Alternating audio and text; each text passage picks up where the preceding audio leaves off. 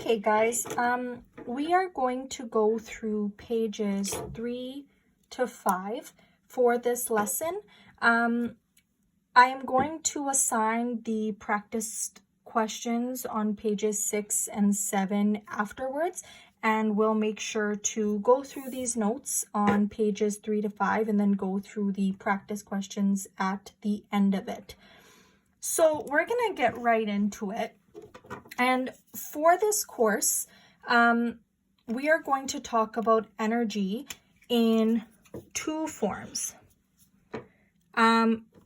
Potential energy and kinetic energy. Now, potential energy is stored energy. Key word being stored. Now, for much of our unit, it will be the stored energy and the bonds within and between molecules called chemical energy. And as we progress throughout this unit or throughout this course, you will come to understand more of that. So during a phase change, meaning solid to liquid, or liquid to gas, or solid to gas, or gas to solid, or liquid to gas and gas to solid, potential energy will change without a temperature change. And visually, this is displayed as the flat lines on the heating and cooling curves that we will look at.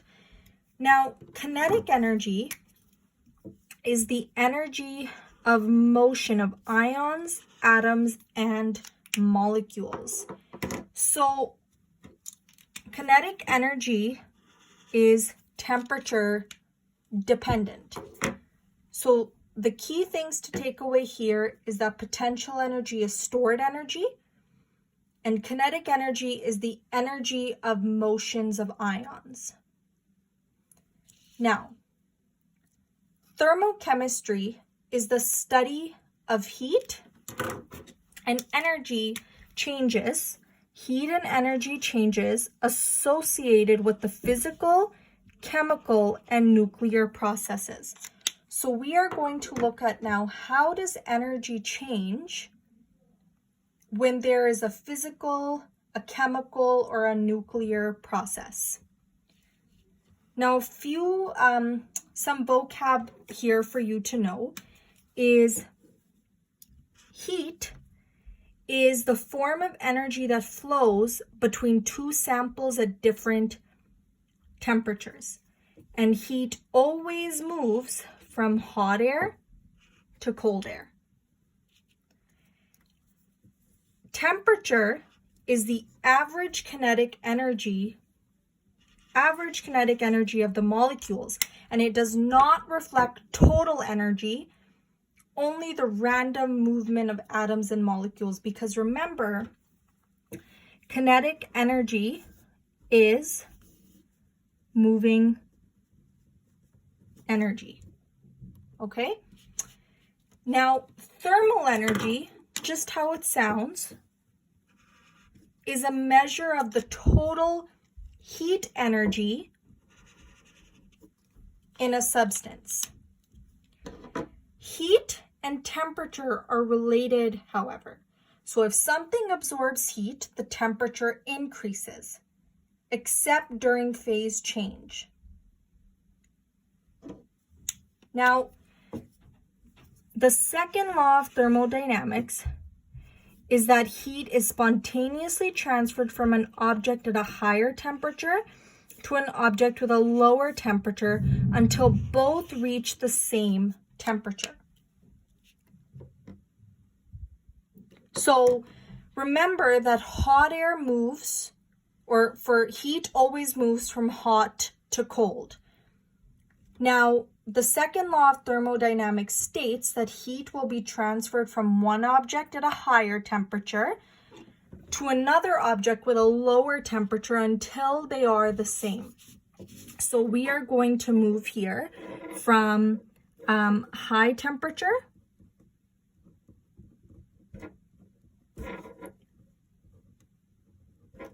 to low temperatures.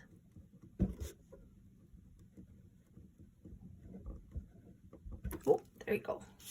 Okay. And this bottom chart right here is just a review of what you've seen throughout Chemistry 20, Science 10. These are the 3 different phases of matter. So most substances are solids or liquids at room temperatures. Fewer are gases. Solids and liquids are called condensed phase, as the particles, remember, are very close together. The attractive forces between the molecules, the intermolecular interactions, hold the molecules closely together. So if we were to look at this, right here, and we were to look at the particles closer together. So if this is a particle, and this is the particle, this is called intermolecular attractions.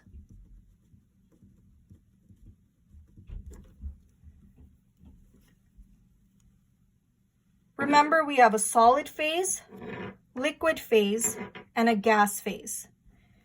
And like we said previously before, most substances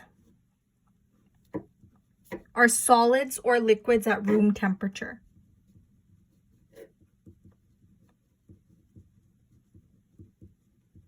Okay? So this is again review from Chemistry 20, Science 10. In a solid, the intermolecular attractions are strong, which result in a solid, rigid structure. There's only some back and forth movement, which is called vibrational motion. And the particles have a very strong attraction, and they're very densely packed, resulting in a very rigid structure. And remember, in a liquid phase, there is enough kinetic energy to overcome some of the intermolecular attractions. Remember, moving energy, which results in a flowing system. And the particles are freer to move, for example, water. So this can be considered vibrational, rotational, and translational motion. And there's still strong attractions between the particles, so that's why liquids are able to hold the form that they do. Now, gas molecules have a lot of moving energy. So the intermolecular forces are overcome, and they become a very random system.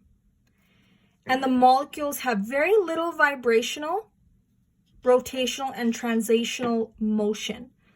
They have mostly translational motion. And because there is essentially no intermolecular attractions, the particles are very fast. And I will make sure to attach a YouTube video along with this that you can watch to just remind yourselves of the different types of particle motion that are found in solids, liquids, and gases.